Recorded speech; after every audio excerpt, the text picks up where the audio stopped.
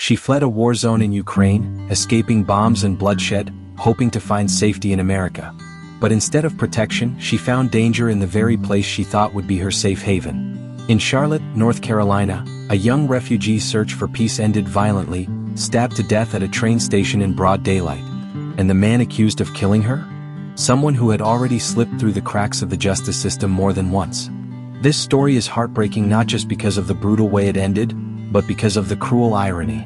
Imagine surviving the chaos of war, rebuilding your life thousands of miles away, only to be struck down in the very place you believed would save you. That's the reality that unfolded just steps away from busy commuters who never expected to witness such horror. Charlotte's train station was bustling as usual. Travelers coming and going, conversations echoing through the hall. But then, screams shattered the routine. Witnesses say a man suddenly lunged at the young refugee woman, a knife flashing in his hand. Chaos erupted as people scattered. The woman was stabbed multiple times, collapsing to the ground as terrified bystanders watched, helpless. Emergency crews rushed in. They tried desperately to save her. But despite their efforts, her life slipped away before she even reached the hospital. The war had not taken her, but America's streets had. Within hours, police had a suspect in custody, a homeless man with a long, violent criminal record.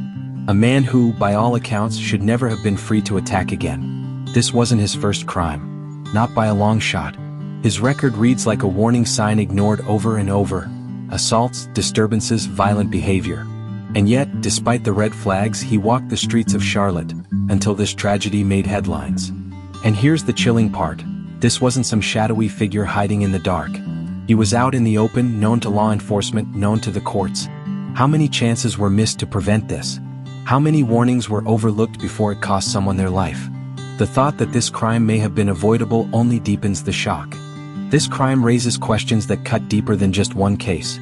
How safe are public spaces when known offenders can wander freely? How do we balance compassion for the homeless with accountability for those who repeatedly commit violence? And what does it say about America when someone escapes a war zone, only to be killed on a commuter platform in broad daylight?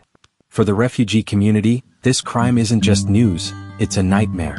Many came to the US with hope, leaving behind everything they knew, praying for peace. Now, instead of reassurance, they're left with fear. If safety isn't guaranteed here, then where? So, what do you think? Is this the story of one violent man? Or is it proof of a justice system failing to protect the innocent again and again? A young woman fled bombs and bloodshed, only to die in a place she believed was safe. And the question lingers, if it could happen to her, could it happen to anyone? Let me know your thoughts in the comments below. And remember, stay safe, stay aware, and stay tuned for more stories that matter.